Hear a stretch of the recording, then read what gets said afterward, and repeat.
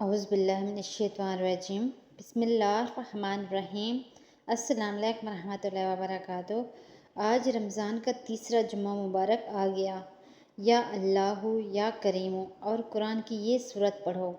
آج رمضان المبارک کا تیسرا جمعہ ہے۔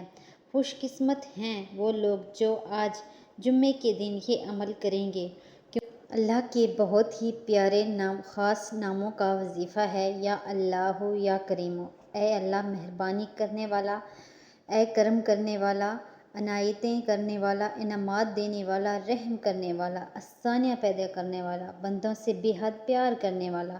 تو ناظرین، حقیقی محبت حقدار تو صرف ایک ہی ہستی ہے، اور وہ ہے اس دونوں جہاں کے مالک اللہ رب العزت کی عظیم و مقدس ہستی۔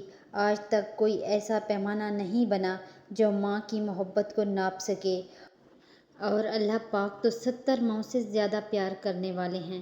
کوئی اللہ کی محبت کی گہرائی کا تصور بھی نہیں کر سکتا۔ اللہ پاک نے تو انسان کی تھوڑی سی مشقت کے بدلے پوری جنت سجا دی، جس میں انسان کی آسائشیں کے لیے ہر چیز رکھ دی۔ اللہ تعالیٰ کہتا ہے کہ اے ابن آدم، اگر اللہ کی محبت کو ہمیشہ مقدم رکھو گے تو دونوں جہاں میں کامیاب ہو جاؤ گے۔ اللہ سے محبت کا سفر بہت حسین ہوتا ہے۔ جو اس راہ کے مسافر بن جاتا ہے، اللہ انہیں اندر باہر سے حسین کر دیتے ہیں۔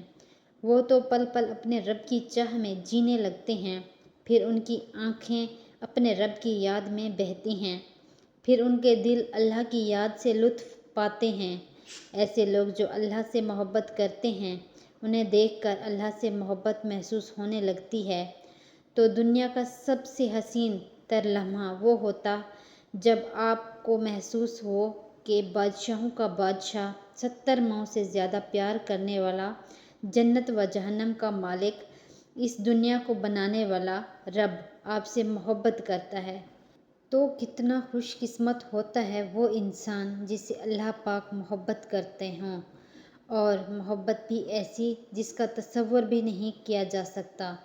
تو اللہ تعالیٰ سے محبت کرنے والے لوگ کبھی مایوس نہیں ہوتے، کیونکہ وہ جانتے ہیں کہ اللہ پاک انہیں کبھی تنہا نہیں چھوڑے گا۔ وہ اللہ پاک کے معجزوں کا انتظار کرتے ہیں۔ اگر بہت شدید دعاؤں کے بعد بھی ان کی خواہش پوری نہ ہو، پھر بھی الحمدللہ کہتے ہیں، کبھی بھی اللہ پاک سے شکایت نہیں کرتے، بلکہ وہ فوراً اللہ کی رضا میں راضی ہو جاتے ہیں۔ تو جب بندہ راضی ہوتا ہے تو پھر اللہ اپنے بندوں کو خوش کرنے کے لیے ان کی حاجات کو پورا کر دیتے ہیں۔ تو آپ نے آج جمعے کے دن سب سے پہلے درود پاک پڑھنا ہے 11 مرتبہ۔ آپ جتنا پڑھنا چاہیں۔ پھر آپ نے 113 مرتبہ یا اللہ یا کریم، یا اللہ یا کریم پورے دل سے اپنے رب کو پکارنا ہے، اپنے رب کو خوش کرنا ہے، راضی کرنا ہے کہ اے کرم کرنے والے میرے رب، میری اس حاجات کو پورا کر دے، میری اس پریشانی کو دور کر دے، مجھے دولت دے دے، رزق دے دے، مجھے اس بیماری سے شفا دے دے۔ تو تصور میں آپ نے اپنے مقصد کو رکھ کر آپ نے اللہ کو پکارنا ہے، یا اللہ یا کریم۔